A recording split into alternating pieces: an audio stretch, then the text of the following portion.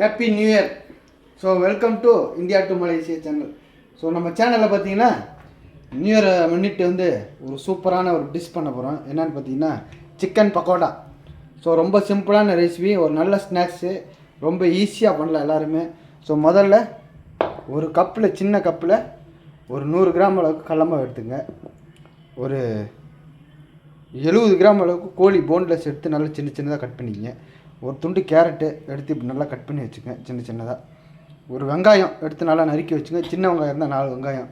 கருவேப்பிலை ஒரு 1/4 கைப்பிடி அளவு எடுத்து வச்சுங்க. இஞ்சி ஒரு துண்டு சின்னதாக எடுத்து நல்லா பொடி பொடியாக நறுக்கி வச்சுங்க. பூண்டு ஒரு 2 பூண்டு எடுத்து தோல் வச்சு நல்லா கட் பண்ணி வச்சுங்க. சோம்பு பார்த்தீங்கன்னா ஒரு 1/4 டேபிள் ஸ்பூன் வச்சுக்கோங்க.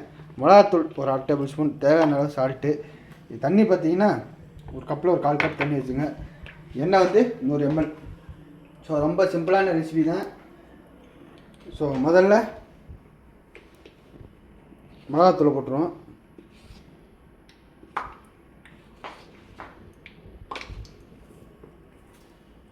சோம்பு, கருவேப்பிலை, இஞ்சி, பூண்டு, தண்ணி, மூணையும் போட்டு ஒரு குழப்புங்க.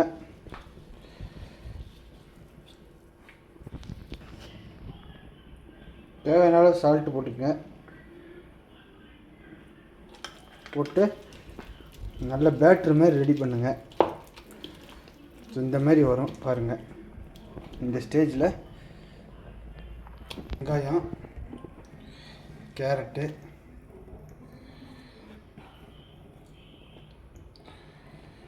ஸோ எல்லாம் போட்டாச்சு. போட்டு நல்லா ஒரு குழப்புங்க. இதோட வந்து சிக்கனு எல்லாத்தையும் போட்டு நல்லா ஒரு குழப்பு.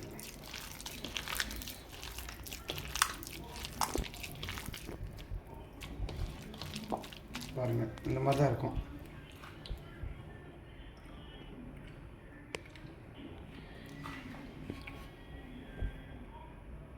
பத்தாவது கொஞ்சம் சால்ட்டு போட்டு நல்லா ஒரு குழப்புனீங்கன்னா முடிஞ்சு. ஸோ இப்போ எண்ணெய் வந்து சூடாகிடுச்சு. சூடானோன்னா இதில் இந்த மாதிரி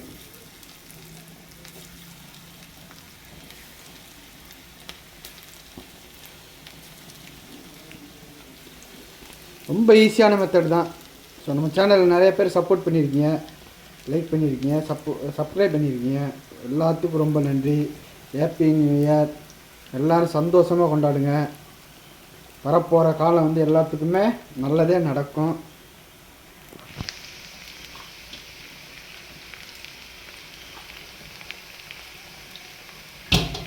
நல்லா வேகட்டும். வெந்தோடனே திருப்பி போட்டுருங்க. ஸோ நீங்கள் எண்ணெய் வந்து ஃபுல்லாக ஊற்றுறதுனால ஊற்றலாம். ஸோ நான் வந்து எண்ணெய் ஃபுல்லாக ஊற்றலை. ரீசன் என்னன்னு கேட்டால் பேன் ஃப்ரை மாதிரி பண்ணுறேன். நீங்கள் வந்து ஒரு சின்ன கடாயில் நீங்கள் குக் பண்ணுறதுனாலும் குக் பண்ணலாம். ஃபுல்லாக எண்ணெயை ஊற்றி பொரிச்சு எடுக்கலாம், உங்கள்கிட்ட எண்ணெய் இருக்கிறத பொறுத்து. கரெக்டாக ஒரு 3 மினிட் தான். ஸோ நீங்கள் ஸ்ட்ரெயினர் இருந்துச்சுன்னா ஸ்ட்ரெயின் பண்ணிக்கலாம். அப்படி இல்லைன்னா ஒரு ஸ்ட்ரெயினர் எடுத்து இப்படி கூட எடுக்கலாம். சிக்கன் பகோடா ரொம்ப ஈஸியான ரெசிபி. மறக்காமல் ட்ரை பண்ணுங்கள். ரொம்ப நல்லாயிருக்கும். செம்மையான டேஸ்ட்டு. ஒரு நல்ல ஒரு நொறுக்கு தீனின்னு சொல்லலாம். ஸோ மறக்காமல் ட்ரை பண்ணி பாருங்கள். எல்லாத்துக்கும் ரொம்ப நன்றி.